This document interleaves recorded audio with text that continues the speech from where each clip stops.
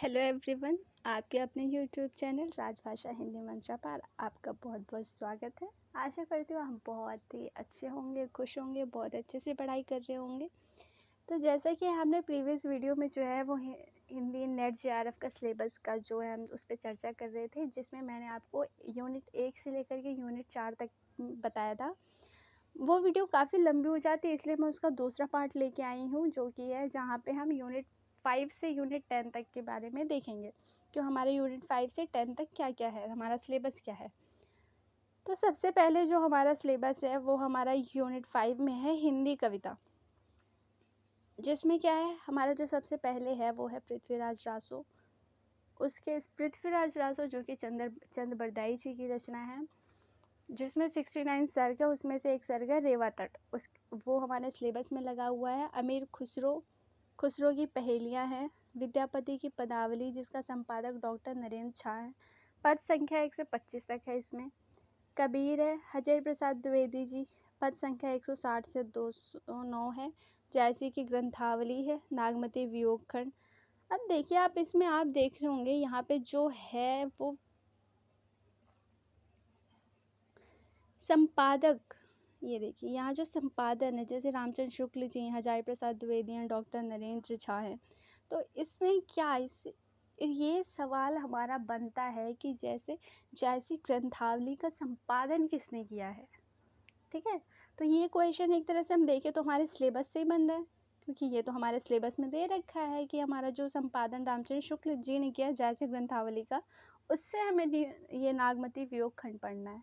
Right, तो अभी आपने क्या करना है, सिलेबस को बहुत अच्छे, बस ऐसे देख नहीं लेना है, उसको अच्छे से तैयार करना है। सिलेबस को एकदम अच्छे से घोल के पी जाओ, मतलब आपको पता होना चाहिए कौन सी कविता आपके सिलेबस में है, कौन सा उपन्यास है, कौन सी कहानी है, कौन सा नाटक है, कौन सा निबंध है, बहुत अच्छे से आपको पता होना चाहिए। और कौन सी रचना के कौन से लेखक है, उसका ईयर क्या है, क्रम से, क्योंकि ये जो सवाल है वो पिछली बार भी बना, हर साल यहाँ से क्वेश्चन आते हैं। जो हमारा सिलेबस है उसी से 2 से 4 क्वेश्चन आ जाते हैं, उसका क्रम पूछ लेते हैं उपन्यास का, या फिर कविता की जो है हमारा वो पूछ लेते हैं कि इसका जो संपादन है वो किसने किया है। इस तरह से बहुत क्वेश्चंस बनते हैं। तो आपने क्या करना है, प्रीवियस ईयर भी देखना है। मैं कराऊंगी प्रीवियस ईयर 2010 से 23 तक का, बट आपने क्या करना है, सिलेबस को बहुत अच्छे से एक बार देख लेना है। आगे बढ़ते हैं, इसमें है पृथ्वीराज रासो, अमीर खुसरो, विद्यापति की पदावली, कबीर, पद संख्या 160 से 209। जो इसमें पद संख्या दिया है ना, हमें उतना ही हमारा सिलेबस में है। सूरदास जी का है भ्रमर गीत सार, रामचंद्र शुक्ल संपादन जिन्होंने किया है, पद संख्या 21 से 70। तुलसीदास जी का रामचरितमानस का उत्तरकांड, बिहारी सतसई का दोहा संख्या 1 से 50 तक। मीरा हो गई प्रारंभ से 20 पद। अयोध्या सिंह उपाध्याय हरिऔध का प्रिय प्रवास है। मैथिली शरण गुप्त जी का है भारत भारती साकेत का नवम सर्ग। निराला जी की है जूही की कली, जागो फिर एक बार, सरोज स्मृति, राम की शक्ति पूजा, कुकुर मुत्ता, बादो नाव स्तंभबंधु। देखिए, जो हमारी रचनाएं दे रखी हैं उसके बारे में हमें बहुत डिटेल से जानने की ज़रूरत है। क्यों? क्योंकि अब सिर्फ ऐसे क्वेश्चन नहीं बनता है कि राम की शक्ति पूजा किसकी है, जूही की कली किसकी है, नहीं। अब इस तरह से इतने आसान सवाल नहीं बनते। ये आसान सवाल बनते तो 2014-15 तक ही बनते थे। उसके बाद से 2018 से थोड़ा पैटर्न जो है वो एनटीए ने बदल दिया है, और वो हर बार कुछ ना कुछ नया कर रहा है। तो अभी हमें क्या करना है कि हमें सिर्फ इतना बेसिक नॉलेज नहीं होनी चाहिए, थोड़ी उससे डीप में नॉलेज होनी चाहिए। राइट, तो अब क्या करेंगे कि जूही की कली से रिलेटेड जिस जिस जिस आलोचक ने जो भी कथन कहे हैं वो सब हमें पता होना चाहिए। या फिर उसको, जैसे कि महावीर प्रसाद द्विवेदी जी ने अपनी पत्रिका में छापने से इनकार कर दिया था, क्यों? अश्लीलता का आरोप लगाया गया था। अश्लीलता का आरोप भी क्यों लगा था? तो ये सारी चीज़ें, हम इन सब चीज़ों को ध्यान में रख कर के जो पढ़ाई करेंगे आगे।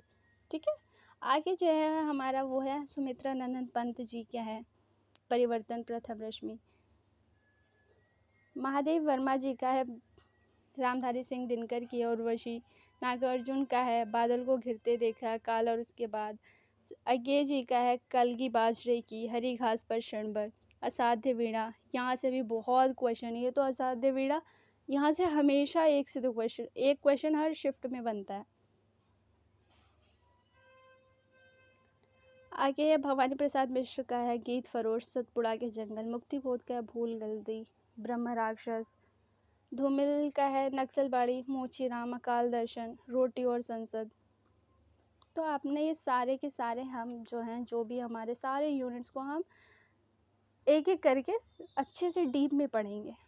अगला जो हमारा यूनिट बनता है वो है हमारा उपन्यास, जिससे हमेशा क्रम से क्वेश्चन आते हैं, ईयर से आते हैं, कथन के यहाँ से जो है वो कथन बहुत ज़्यादा पूछेगा। अब क्या हो गया है कि हमारा जो पैटर्न बदला उसमें ये है कि यूनिट 5 और यूनिट 10 पे बहुत ज़्यादा ध्यान दिया जाता है। वहाँ से बहुत डीप में क्वेश्चन पूछे जाते हैं, पात्र हो गए या फिर कथन हो गए, या फिर किन आलोचक ने कौन सी रचना के बारे में क्या कहा है, ये वाले कथन हो गए, ये सारे बहुत इंपॉर्टेंट होते हैं। तो सबसे पहला जो है हमारा उपन्यास है वो पंडित गौरी दत्त है, देवरानी जेठानी की कहानी, जिसे पहला उपन्यास भी माना जाता है। कुछ उपन्यासकार इसको पहला उपन्यास मानते हैं। आगे है लाला श्रीनिवास दास का परीक्षा गुरु, प्रेमचंद का गोदान, अज्ञे का शेखर एक जीवनी भाग 1 है। इसके भाग 2 हैं, हमारे सिलेबस में भाग 1 लगा है। आचार्य प्रसाद द्विवेदी का है बाणभट्ट की आत्मकथा, फणेश्वर नाथ रेणु जी का है मैलांचल, यशपाल का झूठा सच, अमृतलाल नागर का है मानस का हंस, भीष्म साहनी का है तमस, श्रीलाल शुक्ल का है राग दरबारी, कृष्णा सोबती का जिंदगी नामा, मन्नू भंडारी है आपका बंटी। अब देखिए ये जो हमारा उपन्यास है ना, तो इसमें सिर्फ समरी नहीं पढ़नी है, एक तरह से हमें इन उपन्यासों को ना डिटेल में पढ़ने की ज़रूरत है। क्यों? क्योंकि अब बहुत डिटेल में क्वेश्चंस पूछे जाते हैं, अब इतना बेसिक क्वेश्चंस नहीं बनते हैं। हिंदी कहानी है अब हमारा 7th यूनिट जो है, 7वां यूनिट, वो है हिंदी कहानी।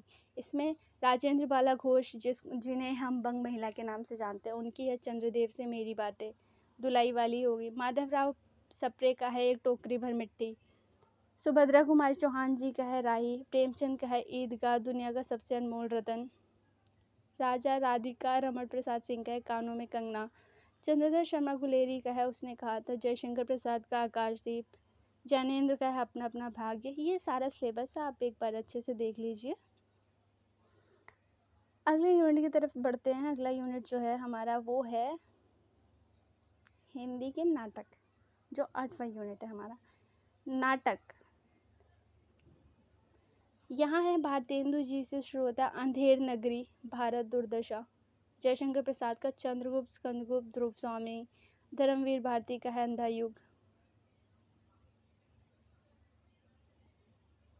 मुझे जहाँ तक याद है, जो अभी एग्ज़ाम हुआ था उसमें अंधेर नगरी का ईयर पूछा गया था। अंधेर नगरी से फैक्ट्स बने थे, 4 से 5 फैक्ट्स बने थे, उसमें से गलत बताना था कि कौन सा गलत है, तो उसमें ईयर जो है वो गलत दे रखा था शायद, जहाँ तक मुझे याद है। तो इस तरह से क्वेश्चंस बनते हैं, तो इन सभी को बहुत ज़्यादा डिटेल में पढ़ना पड़ेगा हमें। एक एक मतलब कुछ भी ऐसा नहीं है जो हमें ये कहें कि अगर हम छोड़ दें तो भी चलेगा, ऐसा कुछ भी नहीं है। अभी एकदम ध्यान से पढ़ने की ज़रूरत है। इकाई 9 जो है वो है हिंदी निबंध, भारतेंदु का है दिल्ली दरबार दर्पण, भारत वर्षोन्नति कैसे हो सकती है, प्रताप नारायण मिश्र का शिव मूर्ति, बालकृष्ण भट्ट का है शिव शंभू के चिट्ठे, रामचंद्र शुक्ल जी का कविता क्या है। यहाँ से बहुत क्वेश्चंस बनते हैं, बहुत ज़्यादा। हजारी प्रसाद द्विवेदी का है नखून क्यों बढ़ते हैं, विद्यानिवास मिश्र का है मेरे राम का मुकुट भीग रहा है, अध्यापक पूर्ण सिंह का है मजदूरी प्रेम मजदूरी। यहाँ मैं आपको सबसे ज़्यादा इम्पोर्टेंट जो है उनको हाईलाइट कर देती हूँ। सबसे इम्पोर्टेंट जैसे हो गया कविता क्या है,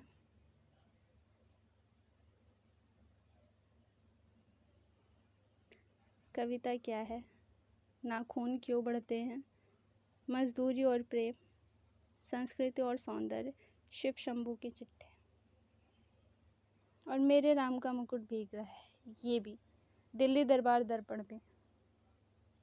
मैं आप सबको ये सारे यूनिट्स डिटेल में कराऊंगी और इनके PDF भी प्रोवाइड कर दूंगी।